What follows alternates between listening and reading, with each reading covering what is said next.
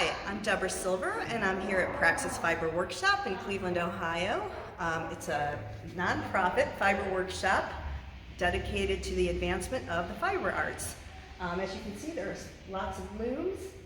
They have a dye workshop. They have a natural dye garden. They do workshops and classes, and we're going to do our demonstration here in the gallery.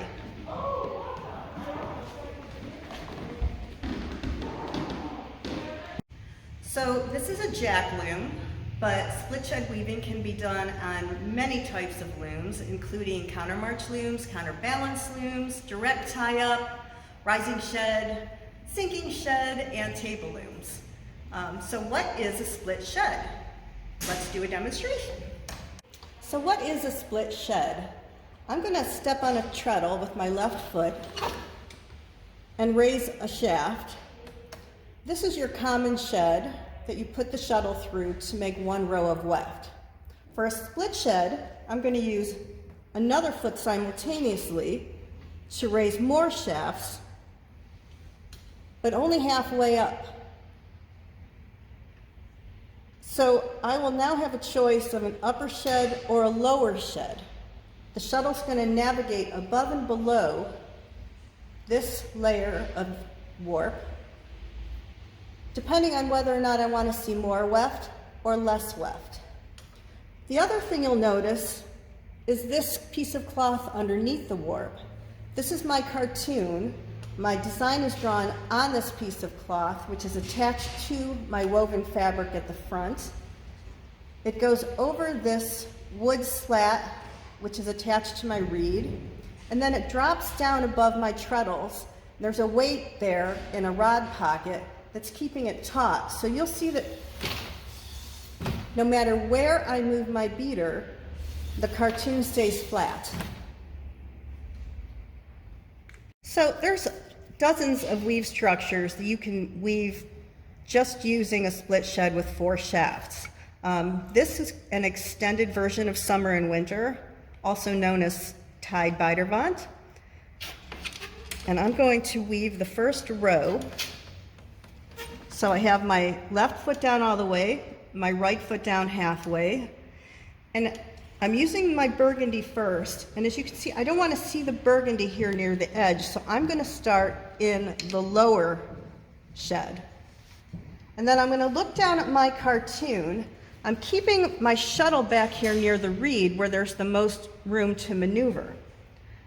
And I'm putting my finger in right where the cartoon line is hitting the cloth to make a space so that it's easier.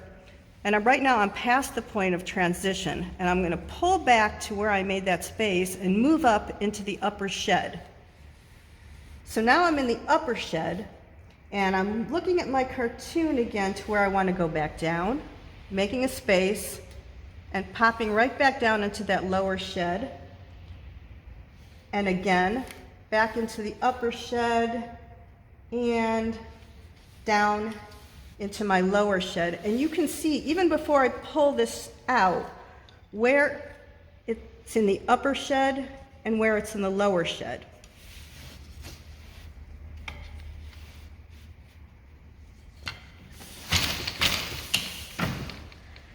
Now, for a common tied weave, you would be alternating your pattern and tabby wefts, but I want to do some color mixing. So I'm going to use a second pattern weft without changing my treadling at all. It's just going to follow a different path. So I'm going to start again underneath, and where I want to see this green color, I'm pulling up, and this is where I want to go back down. And you'll notice that there is a point where the burgundy and the green are both in the upper shed at the same time. That's where you're going to see a blended color.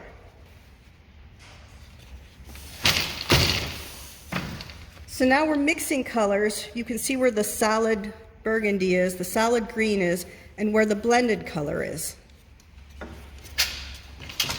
Now I'm going to add my tabby, which is just a plain weave.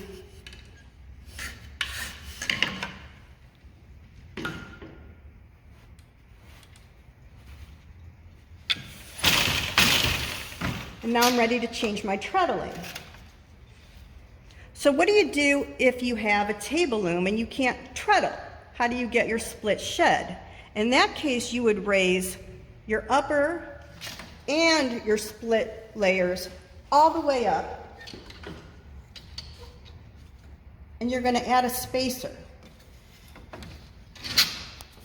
That spacer will hold it into the halfway up position when you drop your split shed shafts.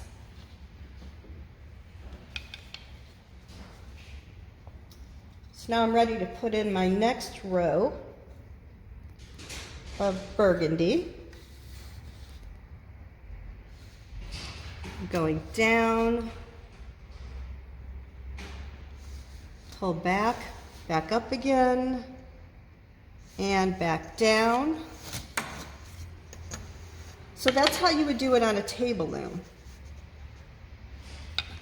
And then you just pull your spacer out before you beat. On a countermarch or counterbalance loom, you only need to use 1 foot, and there's instructions for how to do this with different looms in my book. So now I'm ready to add the second color. And if you're having troubles because your loom has a small shed to begin with and you're having a hard time navigating, don't be afraid to use a weaving sword.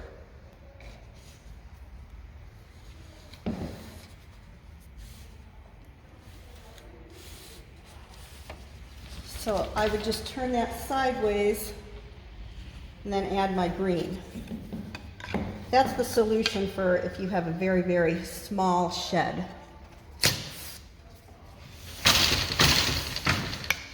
Then I'm going to weave my tabby.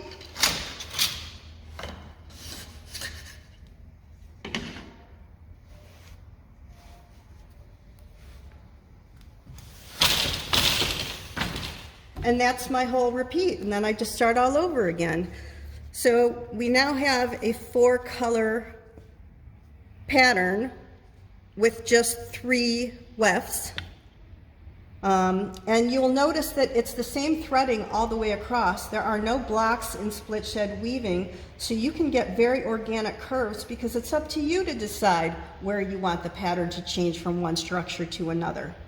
And you can do this on 4 shafts with twills, tide weaves, Bronson, double weave, PK, waffle, lampus. There are just dozens of possibilities, and the drafts are all in my book, and we're going to put that link up for you, and you are welcome to contact me with any questions. And thank you so much for viewing. We're going to end with some images of things you can do with split shed weaving. So thank you very much.